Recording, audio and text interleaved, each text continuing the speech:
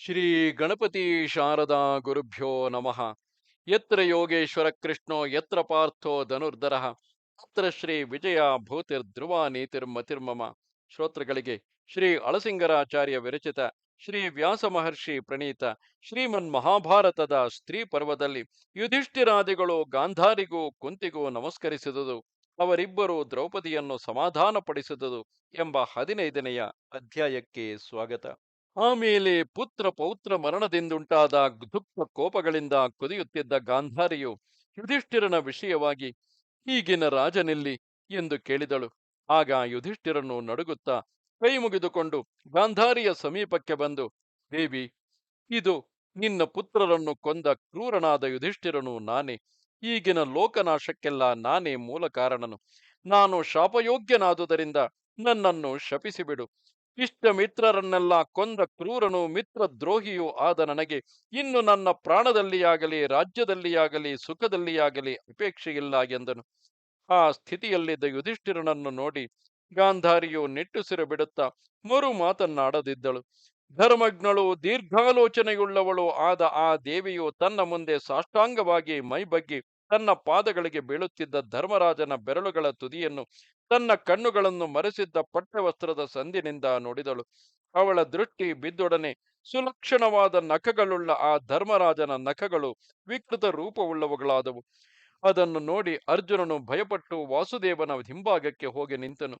ಹೀಗೆ ಅವರು ಬೆದರಿ ಮರೆಯಾಗುತ್ತಿರುವುದನ್ನು ಕಂಡು ಗಾಂಧಾರಿಯು ತನ್ನ ಕೋಪವನ್ನು ಬಿಟ್ಟು ಮಾತೃ ವಾತ್ಸಲ್ಯದಿಂದ ಅವರನ್ನು ಸಮಾಧಾನಗೊಳಿಸಿದಳು. ಆಗ ಪಾಂಡವರು ಗಾಂಧಾರಿಯಿಂದ ಅನುಮತಿಯನ್ನು ಪಡೆದು ಶಾಂತ ಚಿತ್ತರಾಗಿ ಒಟ್ಟುಗೂಡಿ ತಮ್ಮ ತಾಯಿಯಾದ ಕುಂತಿಯ ಬಳಿಗೆ ಹೊರಟರು. ತನ್ನ ಪುತ್ರರ ವಿಷಯವಾಗಿಯೇ ಸದಾ ಚಿಂತಿಸುತ್ತಿದ್ದ ಆ ಕುಂತಿ ದೇವಿಯು ಅತಿ ದೀರ್ಘಕಾಲದ ಮೇಲೆ ಶಸ್ತ್ರದ ಗಾಯಗಳೊಡನೆ ಮುಂದೆ ಬಂದು ನಿಂತ ಆ ಮಕ್ಕಳನ್ನು ಕಂಡು ಸೆರಗಿನಿಂದ ಕಣ್ಣುಗಳನ್ನು ಮುಚ್ಚಿಕೊಂಡು ಕಣ್ಣೀರು ಸುರಿಸಿದಳು. ಆಗ ಆಕೆಯು ತನ್ನ ಪುತ್ರರಲ್ಲಿ ಒಬ್ಬೊಬ್ಬರನ್ನು ಕರೆದು ಮೈದಡುತ್ತಾ ಪುತ್ರಹೀನೆಯಾದ ದ್ರೌಪದಿಯ ವಿಷಯವಾಗಿ ಬಹಳ ವ್ಯಸನ ಪಡುತ್ತಾ ದುಃಖದಿಂದ ನೆಲದ ಮೇಲೆ ಬಿದ್ದು ಹೊರಳಾಡುತ್ತಿರುವ ಆ ಪಾಂಚಾಲಿಯ ಬಳಿಗೆ ಬಂದಳು.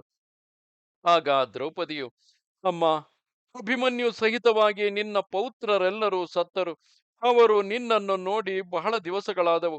ಇನ್ನು ಅವರು ನಿನ್ನನ್ನು ನೋಡಲು ಬರುವಂತಿಲ್ಲ. ಅಮ್ಮ, ಅಂತಹ ಉತ್ತಮ ಪುತ್ರರನ್ನೆಲ್ಲ ಕಳೆದುಕೊಂಡ ನನಗೆ ಇನ್ನು ರಾಜ್ಯದಿಂದೇನು ಎಂದಳು. ಆಗ ಕುಂತಿಯು ದ್ರೌಪದಿಯನ್ನು ತೊಡೆಯ ಮೇಲೆ ಕುಳ್ಳಿರಿಸಿಕೊಂಡು ಸಮಾಧಾನಪಡಿಸಿ ಅವಳನ್ನು ತನ್ನ ಪುತ್ರರನ್ನು ಸಂಗಡ ಕರೆದುಕೊಂಡು ಗಾಂಧಾರಿಯ ಬಳಿಗೆ ಬಂದಳು. ಆಗ ಗಾಂಧಾರಿಯು ದ್ರೌಪದಿಯನ್ನು ಕುರಿತು, ಬಾಲೆ, ಹೀಗೆ ನೀನು ಶೋಕಿಸಬೇಡ. ನನ್ನ ದುರವಸ್ಥೆಯನ್ನು ನೋಡು. ಕಾಲ ಮಹಿಮೆಯಿಂದ ಅವಶ್ಯವಾಗಿ ನಡೆದೇ ತೀರಬೇಕಾಗಿದ್ದ ಈ ಲೋಕ ವಿನಾಶವು ಸಹಜವಾಗಿಯೇ ನಡೆಯುತ್ತೆಂದು ಭಾವಿಸುವೆನು. ಹಿಂದೆ ಕೃಷ್ಣನ ಸಮಾಧಾನ ಪ್ರಯತ್ನವು ಫಲಿಸದೆ ಹೋದ ಕಾಲದಲ್ಲಿ ವಿದುರನು ಏನು ಹೇಳಿದ್ದನೋ ಆ ಅಮೂಲ್ಯ ವಚನವು ಈಗ ಫಲಿಸಿತು. ನೋಡು, ಅನಿವಾರ್ಯವಾಗಿ ನಡೆದು ಹೋದ ಆ ಕಾರ್ಯಕ್ಕಾಗಿ ನೀನೇಕೆ ದುಃಖಿಸುವೆ? ಯುದ್ಧದಲ್ಲಿ ಮೃತರಾದವರಿಗಾಗಿ ನೀನು ದುಃಖ ಪಡಬಾರದು. ಈಗ ನೀನು ನನ್ನಂತೆಯೇ ಆಗಿರುವೆ. ನನ್ನನ್ನು ನಿನ್ನನ್ನು ಸಂತೈಸತಕ್ಕವರು ಬೇರೆ ಯಾರುಂಟು? ಮುಖ್ಯವಾಗಿ ನನ್ನ ದೋಷದಿಂದಲೇ ಶ್ರೇಷ್ಠವಾದ ಈ ಕುರುಕುಲವೆಲ್ಲ ನಾಶವಾಯಿತು ಎಂದಳು. ಇದು 15ನೆಯ ಅಧ್ಯಾಯವು. ನಮಸ್ತೇಶ. ಈ ಅಧ್ಯಾಯದೊಂದಿಗೆ ಸ್ತ್ರೀ ಪರ್ವದ ಉಪಪರ್ವವಾದ ಜಲಪ್ರಧಾನಿಕ ಪರ್ವವು ಮುಗಿದುದು.